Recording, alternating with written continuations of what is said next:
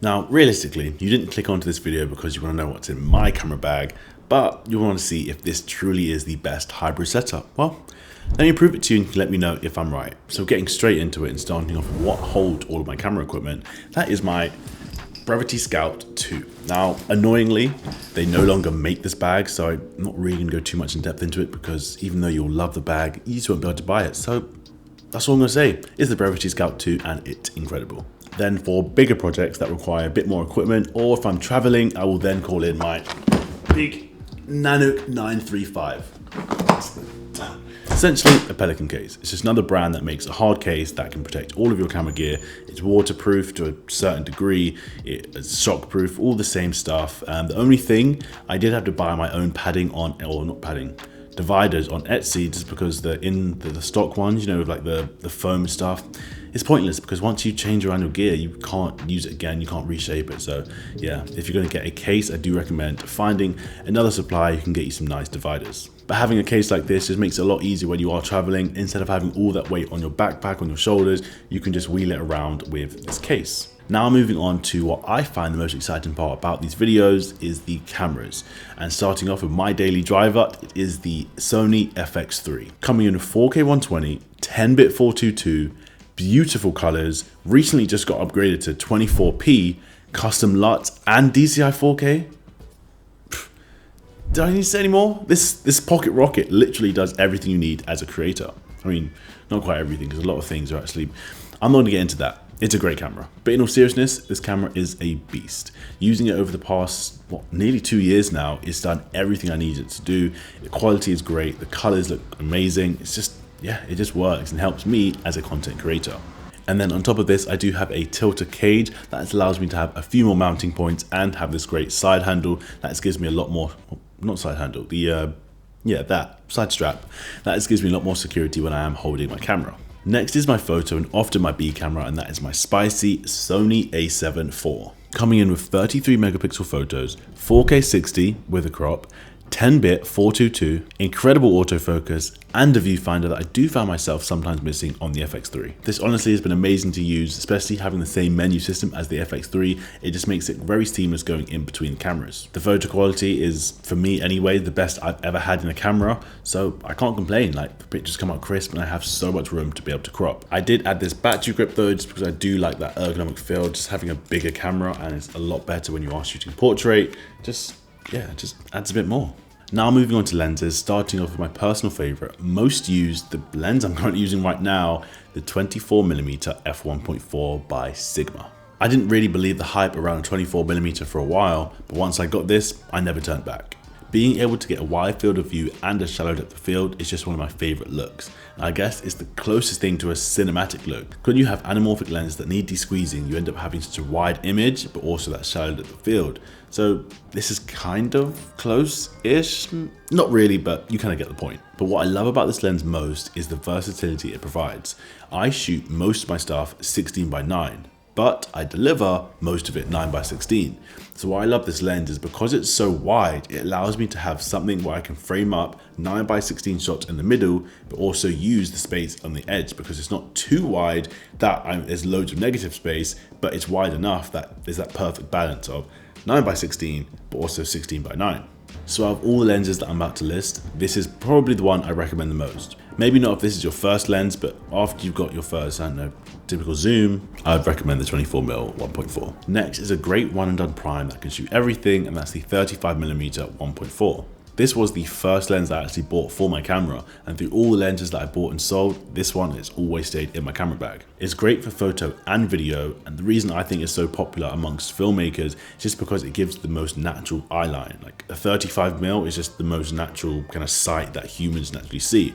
So when you use a 35mm, it just looks the same. And this was the lens that I shot most of the documentary I did with the NFL. Shameless plug. And the last prime that every creator should have, they're small, they're cheap, and they just get the job done, and that is the nifty 50.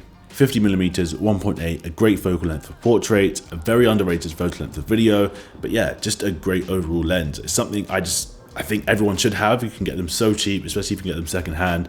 They just have a unique look, and yeah, they're not the best with like chromatic aberration or lens breathing, but If you can look past all those things, a 50mm does a great job. Now getting onto my zoom lenses, and kicking off with Mr. Versatile, Mr. Gets the Job Done, that is the 24-70. For the longest time, I was a stickler for always using primes because of that sharper image quality, but realistically, can you notice, especially with all the compression from where our videos and photos are being delivered on, you can't see the difference that much. So sometimes having that versatility of being able to zoom in is really valuable.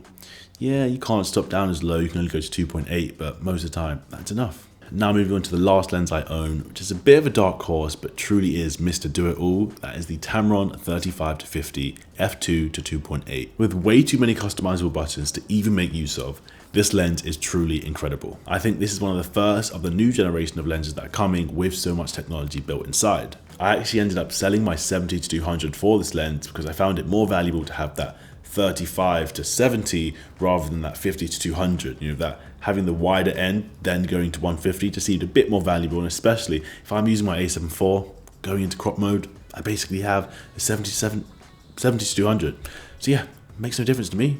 And I have the versatility of a 35-150. So that's the main bulk of my creative camera gear, but now let me get onto the accessories that help link the creative cogs all together. So kicking things off with my pride and joy, my entertainment provider, my greatest creation, but at the same time my greatest distraction, and that is the 16-inch M1 Max. Coming in with 10 cores, 32 gigs of RAM, and 1 terabyte of internal storage. This thing has done everything I've needed and more. I didn't spec the whole thing out as I didn't deem it necessary, but I'm kind of glad I didn't. The only place I wish I put a bit more money into was the internal storage. Yeah, that was kind of a mistake because having only 1 terabyte, it leaves a bit to be desired. I wish I had at least 2, but I tried to keep my max storage as low as possible and only have the relevant current projects on there just so I can optimize the space and performance on the Mac. Next we have the gimbal, and that is the DJI RS2 with this little kind of DIY vertical, what's it called? Suitcase handle type thing? Yeah, that. Yes, it's not the latest or the best gimbal, but at the end of the day, a gimbal is meant to keep your footage smooth, and just doing that, it does its job. In today's society in particular, it can be quite easy to forget that just because a new version has come out doesn't mean you have to upgrade and get it. The old version isn't rendered useless just because they've upgraded it slightly, because more times than not, you bought that for a good reason and because it does the job that you need it to. So keep using it. Until it breaks, you just don't need to upgrade. So you're probably noticing a common theme in my camera bag where all the stuff isn't the newest, it's not the most sought after, it's just stuff that works and creates great quality content, right? Next, moving on to lighting, and yes, I can count this as being inside my camera bag because it literally can fit inside my bag, and that is the Amaran 200X. Small, portable, quiet, bright, versatile, bicolor. It does everything you need for a key light. Oh, and is app controlled. And then along with that, I use a set of Amaran PT2C tube lights. And the mic of choice is the Sennheiser MKE 600. Now this is a perfect mic to pair with my FX3 as it does have the XLR input and it just sounds crisp. I mean, you're listening to it right now and tell me it's not the best mic you've ever heard.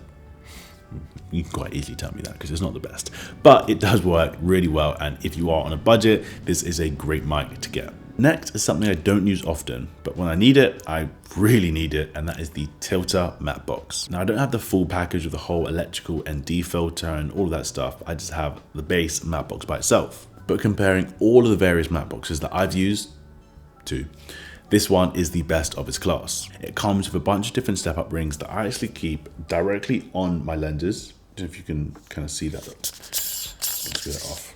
A bunch of different sizes of these come included with your matte box, so it makes it easier if you do have different lenses. So I keep them on my lenses at all times because I can still put the lens caps on or just filters on even if I'm not using the matte box. But it just means all I have to do when I do want to have the matte box is just slide that matte box onto the lens. And then on top of that, as I'm a person who utilizes screw-in filters more than the rectangular ones, you can stack the filters inside the matte box. So now that I've screwed this on and slipped this on, if I take it off, it's the same thing. So if I put a filter in here, I can still slide this on and off because the matte box is only going to the edge of the step-up ring. So it means, kind of show you like that, the matte box just slips inside. And the reason why I prefer it so much more is when I was using the small rig one, the matte box directly screwed onto the filter. So I had my exposure changing because the matte box was so heavy, it kept just leaning. So you can see it in the edge of the frame here when I was on a shoot, it just kept creeping into frame. I was like, why is this changing in exposure? It doesn't make sense. Why would you have the matte box screw into the filter or screw into the lens, I guess, but if you're using a filter, you want to be able to use it and you can't screw it onto the actual matte box. Just, yeah, get the tilter matte box if you are looking for something run and gun. And then the last thing I'll go over in this video is the headphones that I use to edit with, and they are the AirPods Pro. Noise cancellation, incredible. Transparency mode, in its own class. They just work, and that's all you really need for a good set of headphones. Yes, they are quite expensive, but if you're in the Apple ecosystem, it just makes sense because you can go from your phone to your iPad to your Mac seamlessly with the same pair of headphones on. But yeah, that is pretty much it. And of course, there's loads more things that I do use, like the camera monitor, SSD, SD cards, and all these different things, but I don't want this video to be 2 years long, so I'll drop everything else down below in the description. But just before I go, like I said a few times before, don't always feel like you have to get the latest and greatest thing just because someone on YouTube is telling you to buy it. But not me. Everything I say is gospel, so you can buy everything that I mentioned, but everyone else, just take it with a pinch of salt, right? Just playing, get whatever works for you and helps you to create the content that you're looking to create. But that being said, if you have got a lesson, laugh, or a light bulb moment from this video, I'd really appreciate if you drop a like down below. And if you're feeling nice enough, you could hit the subscribe button, but I'll leave the option up to you. That being said, I'll see you in the next one. See ya.